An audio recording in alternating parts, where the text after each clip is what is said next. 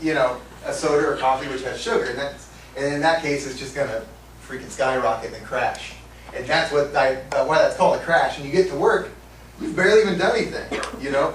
You walk to your car, but that's the only exercise you got. You got your car, you get to work, and you're already dead. It's not even noon yet, and you're just completely crashed, you know. And that's 67% of Americans.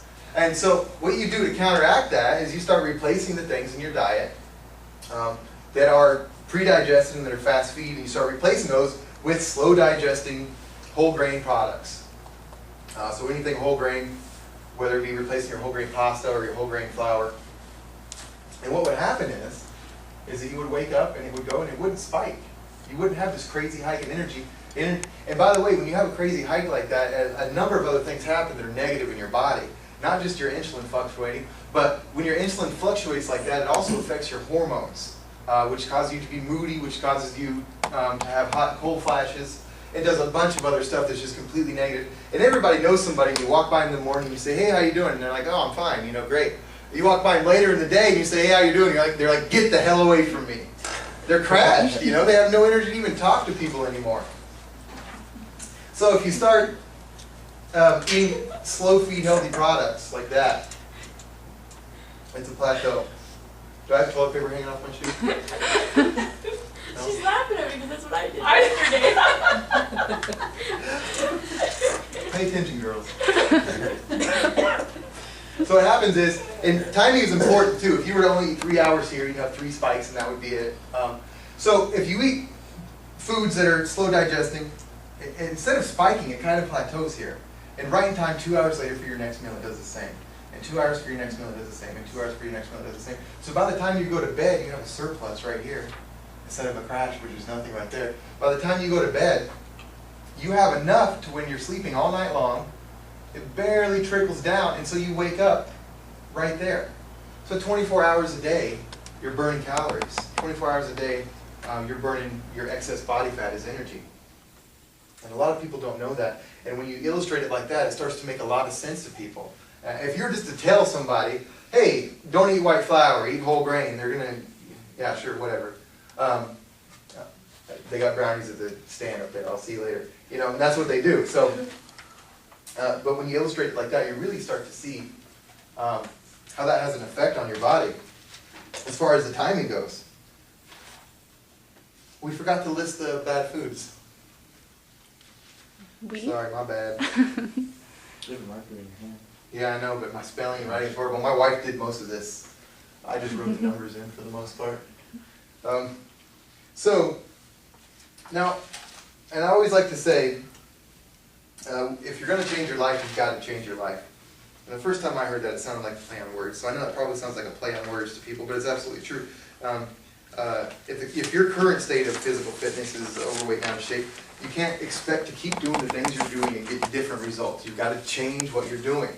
And that's when your results are going to change. You can't just sit back and take a magic pill and expect for the pounds to just shed off. It just doesn't work that way. So I always like to say, you know, and psychology has a big effect on it because for the most part, if you tell your friends and family that you're going on a diet, they're immediately going to think that you're sacrificing something. Like, oh man, what do you got to give up for this diet? Because that's what most diets are about. Oh, you know, are you going to hide my Oreos now? What's going on?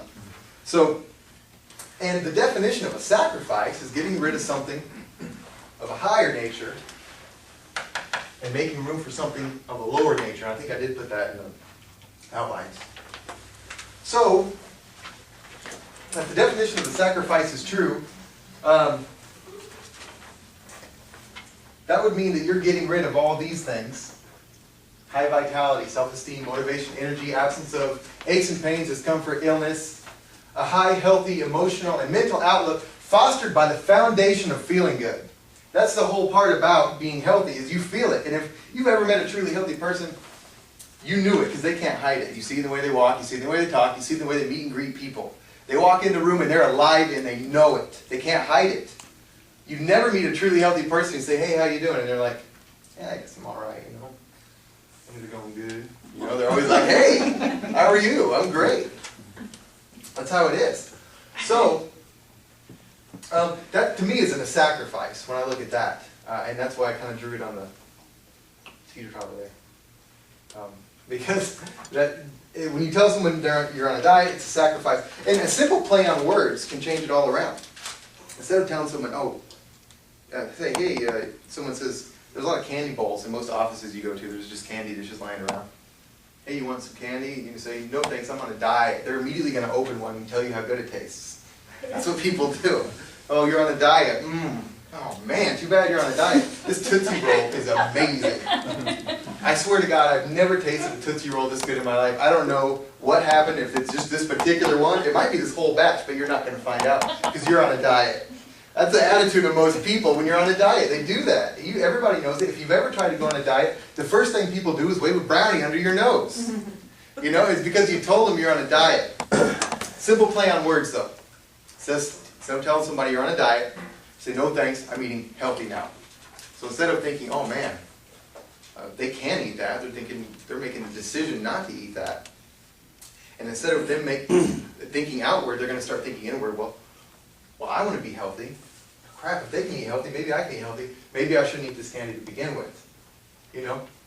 Because right when you start a diet, the people around you instantly think how it's going to affect them. And I know that sounds bad, but it's absolutely true. People are very selfish. So they're going to think, oh man, who am I going to eat the ice cream with? Who am I going to go eat pizza with? Now I got this void in my life. You were there with me through all of this. Now who's going to fill this gap? And they start to get pissed off, and that's when the ice cream comes out. Hey, I went to Dairy Queen, I got extra. You know? and I just thought I'd get extra. I know you're on a diet, but it's there if you want it. You know, and they'll do that to you because they don't want to have to adapt to your absence. Because all of a sudden now they got a big absence in their life where you were doing all these things with them. So just a little trick is just to say you're eating healthy now. And that makes them think inward instead of having to think about what they're giving up by you going on this diet. Now the bottom line is you only get one bite at the apple. This is it. You know, life's happening right now. And if you don't wake up, if most people don't wake up, they're going to miss it. And I always say, I heard this somewhere, I don't know where, but when a lot of people's heart stops beating, it's going to be a bit of a formality because they never really got it going to begin with. And it's the people that are healthy that are really going to benefit and advance from life, whether it be running from the neighbor's dog, or a bear comes out of the woods to get you, or pulling a child out of a speeding car, or pulling a log off of someone's head, whatever. This stuff happens. It happens every day, and it's going to continue to happen. And it's the people that are healthy that are going to grow and benefit from this, and it's the people that are not, that's going to be the determining point whether they go on with their lives or not. And that's how it is. And it's not just that physical aspect of it, but that's a major part of it. Now there are only 5 rules you have to follow in order to lose fat and to be healthy. And they're pretty simple to follow. Number 1 is eat at least 5 times per day. It's pretty simple, right? And I illustrated that before. This is why you eat 5 times a day. 1, 2, 3, 4, 5. At least. You could actually throw another one in on the end. Because when you're on this end meal here, however high you are, that's how much your body's blood sugar is going to use all throughout the night while you're sleeping. And so you end right here and come in right there. This person ended his night right there. That means they're going to come in right there. You know what I mean? So that's why it's important to eat long, sustaining, steady energy foods. Instead of eating foods that are just going to give you a spike in insulin and blood sugar and then leave you crashed and you're going to wake up in a fat storage mode. So eating at least 5 times a day is the number 1 thing you got to do in order to lose fat. Now the number 2 thing you got to do in order to lose fat is a ratio of 1, 2, 3. Now if you don't know anything about fitness and you don't know anything about exercise science, which most people don't, and you can't expect them to, you start off by making your meals a ratio of 1, 2, 3. 1 part fat, 2 parts protein, 3 parts carbohydrates, and not white flour carbohydrates, complex slow-feeding carbohydrates. Now it's pretty simple, the way to do that. If you had, for example, a meal, it consisted of 300 calories. Well, there's 6 parts here, 1, 2, 3, 4, 5, 6. So all you would do is divide 300 by 6, which is 50, which means there's 50 parts for each. So 50 times 3 is 150, 50 times 2 is 100.